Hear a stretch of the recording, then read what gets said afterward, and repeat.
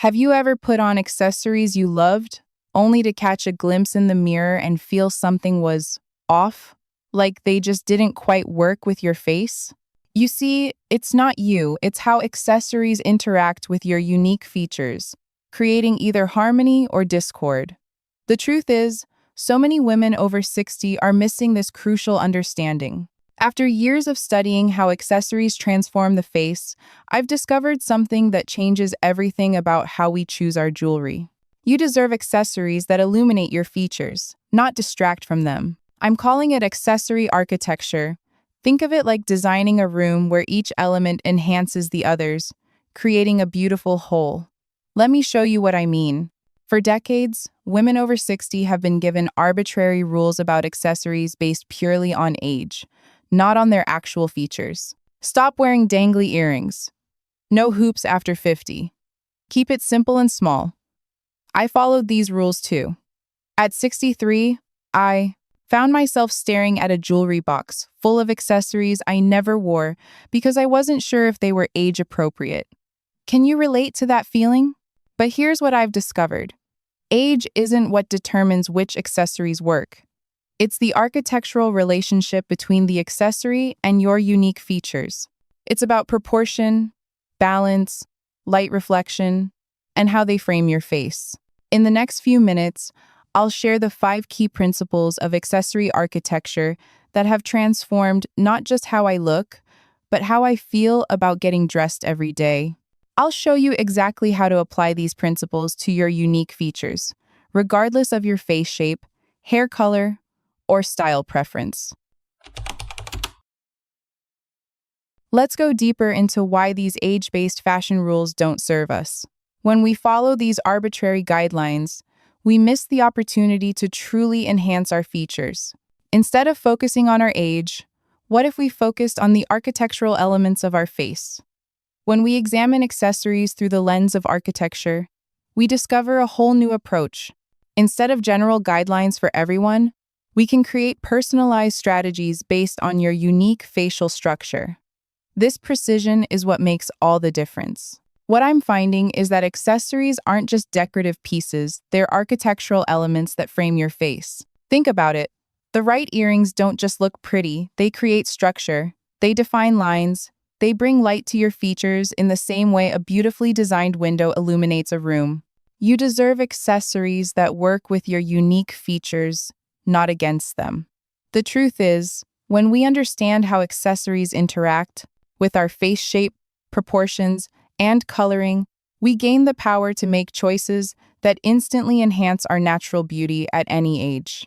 This is why I've developed this framework to shift our focus from what's age-appropriate to what's feature-enhancing, giving us back the joy of accessorizing with confidence.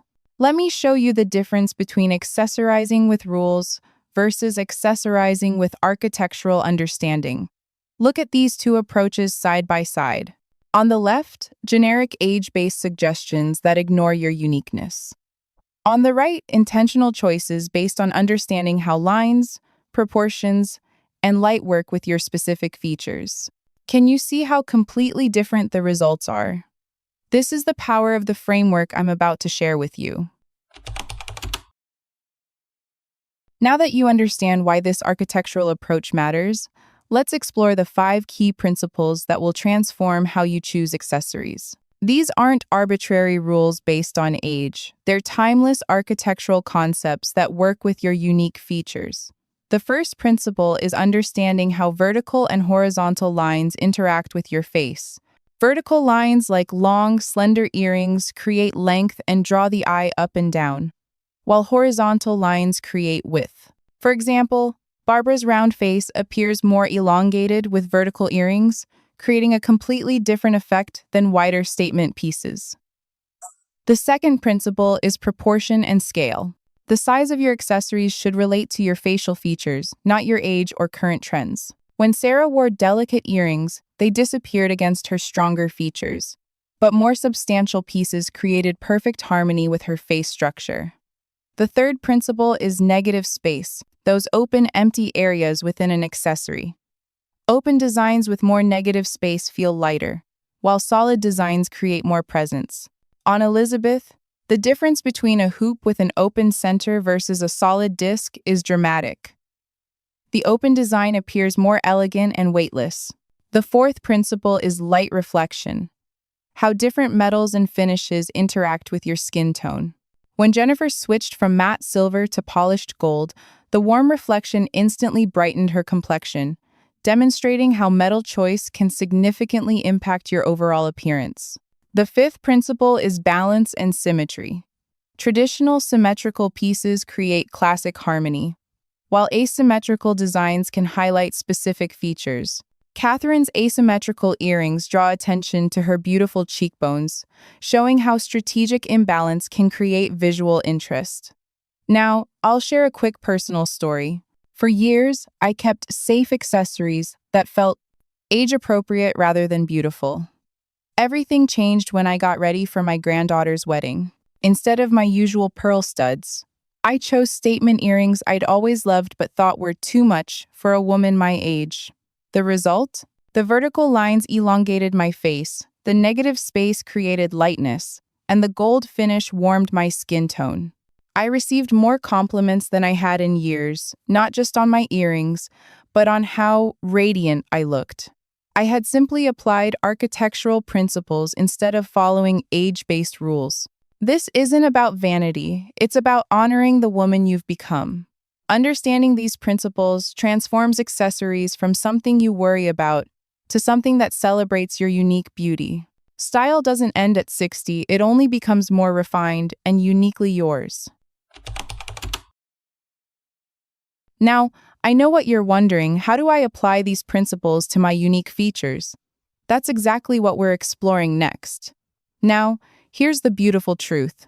This isn't about following a new set of rules, it's about discovering what makes you feel most confident and beautiful. Every face is unique, but understanding your basic face shape gives you the foundation for making choices that truly celebrate your features. Let's explore how to identify your face shape and apply our architectural principles in a way that honors your unique beauty. This is where the transformation becomes truly personal. If your face has soft curves with width and length in similar proportions, you likely have a round face shape. The architectural goal here is to create the illusion of length. Round faces can sometimes appear fuller when paired with round accessories. That's why vertical lines and designs with negative space work so beautifully for this face shape. Look at how these long, slender earrings with open designs create elegant length on Barbara, who has a naturally round face.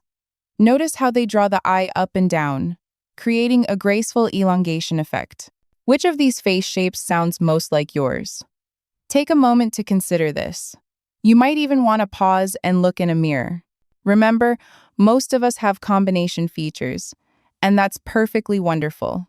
Now let's contrast this with oval faces, which have balanced proportions with a slightly narrower forehead and jawline.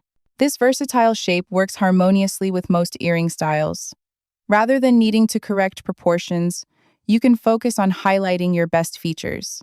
Notice how Judith's oval face is complemented by both these statement hoops that follow her jawline curve and these vertical drops that echo her graceful proportions. Let's explore another distinct architecture. Square faces have strong, angular jawlines and broader foreheads with similar width and height. Square faces have beautiful definition and strength in their facial structure. To complement this architecture, balance the angularity with curved elements. See Maria's transformation when she switched from geometric earrings to these curved, organic shapes. They complement her defined features while maintaining her natural dignity and presence. The harmony created is striking, isn't it?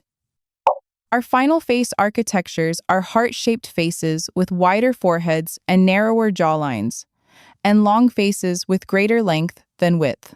For heart shapes like Eleanor's, earrings with width at the bottom create beautiful balance, as you can see in this before and after comparison.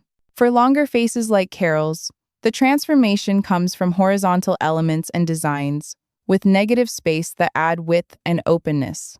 Which of these shapes most resembles your own facial structure?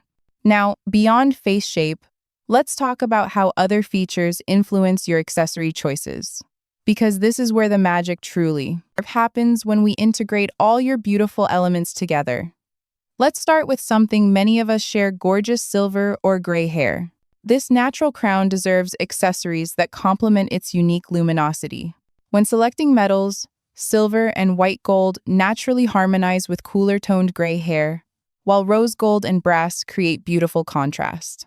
Look at Patricia, who embraces her silver hair with these platinum finish earrings that create a seamless, sophisticated look. Your hair length and style create the frame around your earrings.